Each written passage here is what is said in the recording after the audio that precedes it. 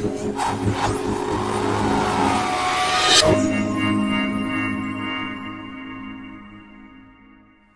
I'm going to explain to you what's known as the central mystery of quantum mechanics. It was Richard Feynman, the American physicist, said, this is the central mystery of quantum mechanics. There's lots of weird stuff that goes on in the quantum world. Hit you with this, and it basically tells you what it's all about. It's called the two-slit experiment. I'll start with this. Imagine you have a source of light shining against a screen with two slits.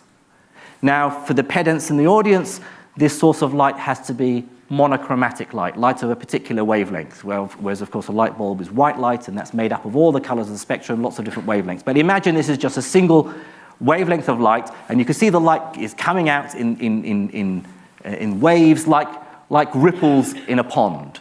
That's the nature of wave-like behavior. As the light hits the screen, it squeezes through the two slits, and each slit in turn on the other side becomes almost like a new source of light, and the light spreads out, it diffracts. And as the waves of light overlap, they will interfere with each other. So where a crest hits a trough, they will cancel. Where a crest hits a crest, they will amplify, and so on. And so on the back screen, you end up with what's called an interference pattern, a series of light and dark fringes, where the waves have either cancelled out or worked together in phase. That's fine. That's not quantum mechanics. That's a property of light that goes back over 200 years that we've known about since the early 19th century. Imagine doing the same experiment again, but doing it not with waves, but with particles. Do it with grains of sand. So this is the same experiment, but I've tipped it 90 degrees. Rather than waves that are spread out that wash up against the two slits and squeeze through, here you've got individual particles of sand, and each particle will either go through one slit or the other. And so you see they will sort of drain through, and you get two bumps underneath each of the slits. So the two peaks is reminiscent of particle-like behavior, whereas the multiple pattern of interference is wave-like behavior. What if we do the same experiment with atoms? Well, so imagine we have an atom gun, something that can fire atoms, a stream of atoms. You can't see them because they're very small. Let's block off one of the two slits. So these two slits are the dimensions and separation of the slits is chosen appropriately to show us how atoms do things. And so far, so good. Nothing strange here. You'll see a lot of atoms hitting the back screen. So this will now have to be some sort of photosensitive screen whereby when an atom hits it, it'll give off a little flash of light to say the atom has arrived here. So the atoms are arriving as these little pinpricks of light that we see.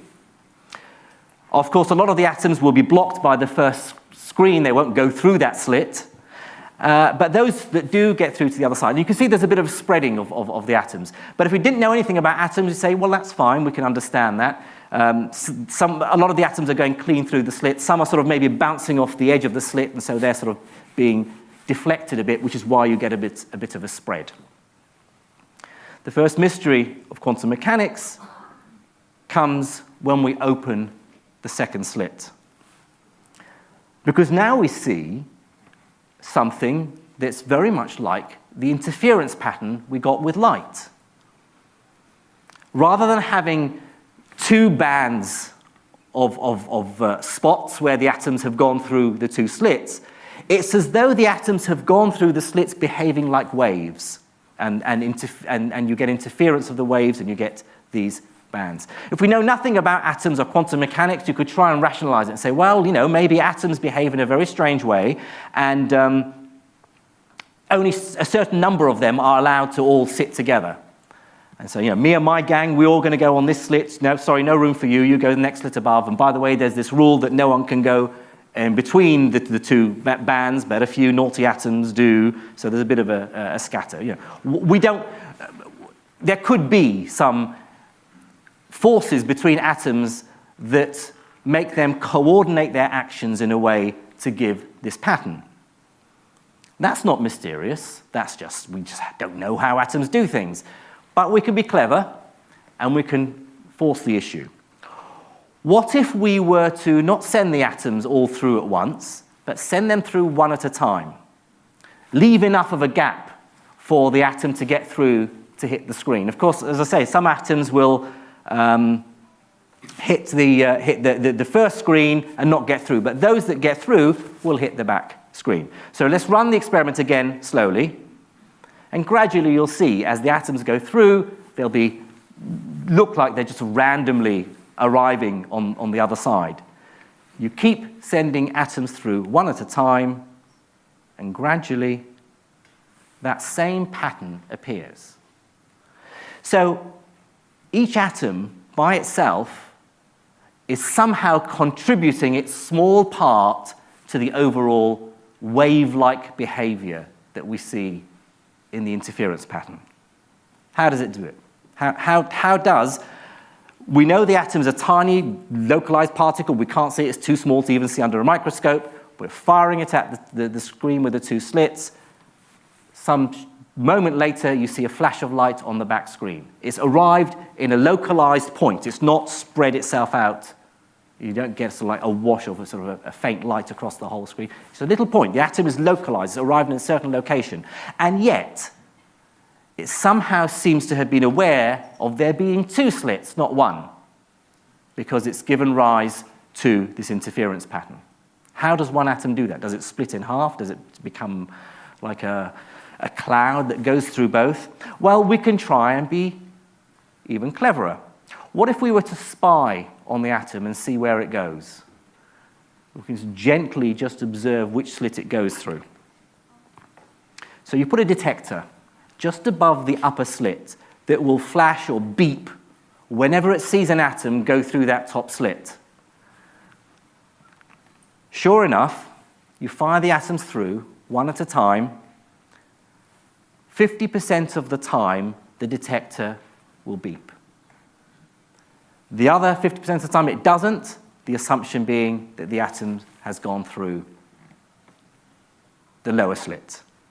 But of course, I've been cheeky here. I haven't shown you the results of the experiment. That's what you get. 50% of the time, it beeps, and you see a spot arrive adjacent to the upper slit. The other half of the time, it doesn't beep, but you see a spot arrive at the lower slit. So, yeah, it's picked out the atoms that have gone through the upper slit and not the ones that have gone through. So each atom does go through one slit or the other. But that's a different result to what we had earlier. So here's the last bit of sneakiness that we can play with atoms. Surely now, we're going to get to grips with it.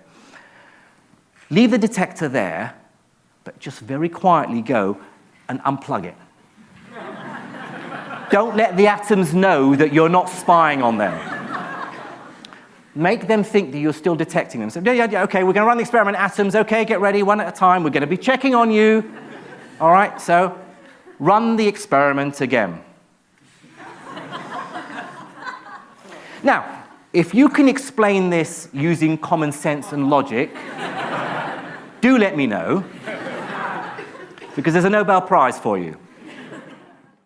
Quantum entanglement is the idea that particles, however far apart they are, still somehow, their fates remain intertwined. They are still aware of each other's existence.